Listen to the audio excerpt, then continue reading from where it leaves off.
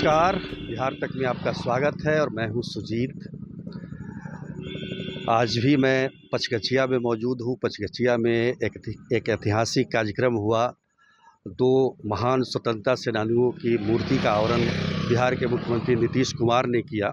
पचगछिया, जैसा कि आपको पता ही है, कि पूर्व सांसद आनंद मोहन का पैतृक गांव है और उन्हीं के जो दादा और चाचा स्वर्गीय राम बहादुर सिंह और उनके जो बड़े चाचा थे, जिनको बड़े बाबूजी बोला करते थे, ब्रह्मचारी जी, उनकी मूर्ति का आवरण किया गया आज।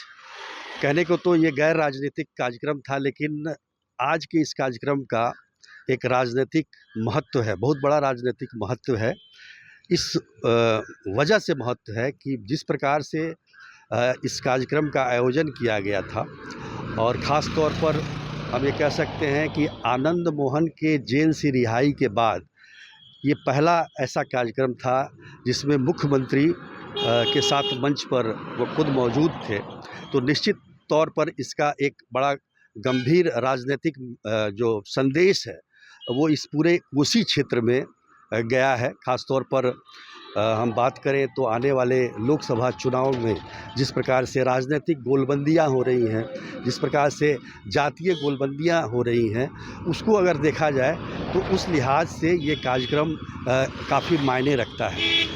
देखिए, नीतीश कुमार आए और अपने साथ जनता दल यू के राष्ट्रीय अध्यक्ष ललन सिंह को भी लिया, इसका भी एक अलग मायने है।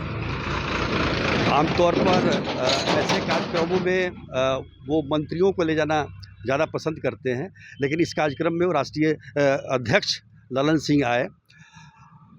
अब आनंद मोहन का राजनीतिक रुख क्या होगा ये भी अभी तक स्पष्ट नहीं है। हालांकि उन्होंने कहा है कि 23 नवंबर के बाद वो अपनी स्थिति स्पष्ट करेंगे कि कहाँ जाएंगे, लेकिन एक बात तय है कि वो सांप्रदायिकता के खिलाफ, यानी यूँ कहें तो बीजेपी के खिलाफ हैं और बीजेपी से डायरेक्ट रूप से वो जुड़ नहीं सकते। अगर कहा जाए कि सीधे तौर पर बीजेपी के साथ जुड़े तो ये दिखाई नहीं दे रहा है। बाकी अन्य समाजवादी पार्टियां जो हैं उनके साथ उनकी गलबहियाँ हो सकती हैं। अब समाजवादी पार्टी में एक जनता दल यूनाइटेड है, दूसरा आरजेडी की बात करें तो आरजेडी से उनके बेटे चेतन आनंद विधायक जरूर हैं, लेकिन आरजेडी से रिश्ते उनके आजकल कुछ अच्छे दिख नहीं रहे हैं। इस कार्यक्रम में भी देखा जाए तो बहुत सारे लोगों ने ये सवाल उठाया कि आखिर लालू प्रसाद यादव राष्ट्रीय अध्यक्ष राष्ट्रीय जनता दल के, उनको क्यों नहीं बुलाया उन्होंने, जबकि उनकी जो पत्नी है, चाहे आप कह लीजिए तो चेतन आनंद, उनके बेटे दोनों आरजेडी में हैं, राष्ट्रीय जनता दल में हैं। तो ये एक सवाल है। दूसरी तरफ आपको ये भी ध्यान रखना होगा कि कल कांग्रेस के कार्यक्रम में जो बिहार के प्रथम मुख्यमंत्री श्री कृष्ण बाबू की जयंती के अवसर पर कांग्रेस आश्रम में लालू यादव को बुलाया गया इस कार्यक्रम के उद्घाटन के लिए। तो वो भी एक बड़ा संदेश है। और उसके तुरंत अगले ही दिन आज नीतीश कुमार आनंद मोहन के साथ खड़े हैं, और नीतीश कुमार ने जिस बेबाक तरीके से हम कह सकते हैं कि समर्थन किया एक प्रकार से, और ये भी कहा कि आनंद मोहन जेल में थे तो उनको बड़ा दुख हो रहा था और उन्होंने नियम में बदलाव किया, लेकिन कुछ लोग विरोध कर रहे हैं तो करें, उससे कोई उनको लेना देना नहीं।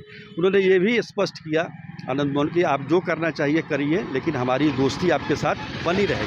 तो ये जो एक संदेश देने की कोशिश थी नीतीश कुमार की, ख़ास तौर पर इस कोसी के क्षेत्र में, ये बड़ा अहम मायने रखता है और निश्चित तौर पर इसका असर आने वाले लोकसभा चुनाव पर निश्चित तौर पर पड़ेगा। तो कुल मिलाकर जो आज का ये कार्यक्रम रहा, आज का जो ये कार्यक्रम था, काफ़ी हम यूँ कह सकते हैं कि बेहतर कार्यक्रम रहा, और बेहतर इस मायने में रहा, भले ही आनंद मोहन जेडीयू में शामिल नहीं हुए आज, हालांकि चर्चा यही चल रही थी कहीं आज शामिल ना हो जाए, लेकिन ये गैर राजनीतिक कार्यक्रम था। और आनंद मोहन 23 नवंबर के बाद अपने पत्ते खोलेंगे। तो कुल मिलाकर पचगछिया, जो कि एक बहुत बड़ा गांव है पचगछिया, और एक पूरा कस्बा है ये, 2 पंचायत है इसमें।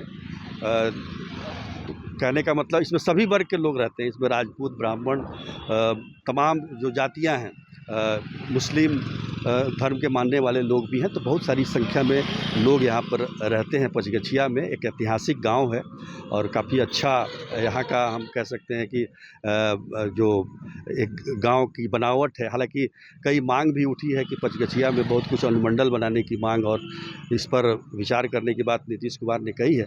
लेकिन इस सबसे को दरकिनार कर दिया जाए तो राजनीतिक महत्व इस कार्यक्रम का ज़रूर दिखना शुरू हुआ है। आज के लिए बस इतना ही, तब तक के लिए नमस्कार।